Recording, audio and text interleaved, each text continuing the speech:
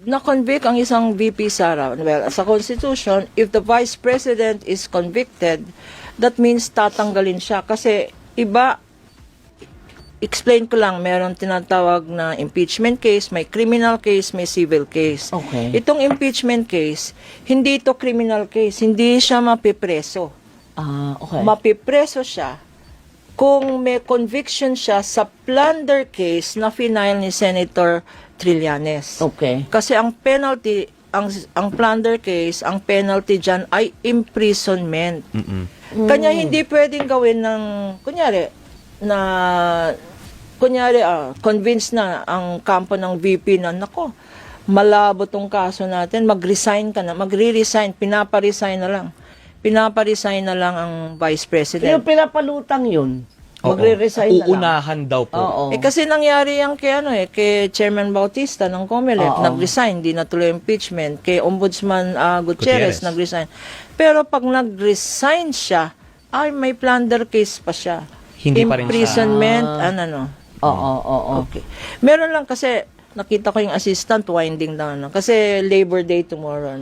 Okay. Maganda, just so ma-appreciate ng public ano talaga ang bigat ng 6.7 billion na yan. Maganda yung sinabi ni Congressman Sendanya kahapon.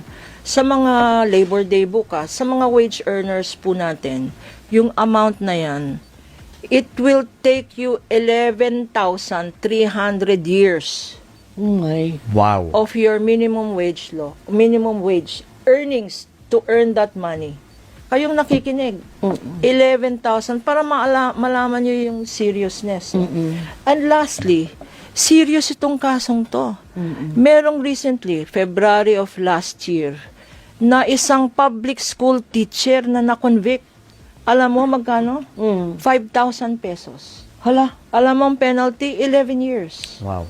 Ang nangyari dyan, itong public school teacher, binigyan ng pondo para bumili ng cement bags. Okay. Ang dineclare po niya, bumili daw siya ng 28 cement bags costing 7,000. Yung pala ang binili niya from yung government assistance, 8 bags lang costing 2,000 pesos. Oh. So sabi ng Regional Trial Court ng Catanduanes, confirmed just last year ng Sandigan Bayan, 11 years. Falsification, malversation. mabigat. Magkano yun? 5,000 pesos, mga kababayan. At Paano pa- sino yan? Public school principal lang. At paano mapapara sa isang vice president na mas malaki yung perang na pag-uusapan or ini-involve or kine-question Hindi ko nga sa ma-imagine kanya? kung Yun. gaano yung ganyang klaseng pera Looking forward tayo doon sa mangyayari by the resume of Congress session on May 4 sa magiging direksyon nitong Ako sana nga makakita impeachment ako ng case. ganong kalaking pera, Atty. Kapunan, kasi hindi, sa buong buhay ko, ay mukhang hindi ko makikita yan. Pero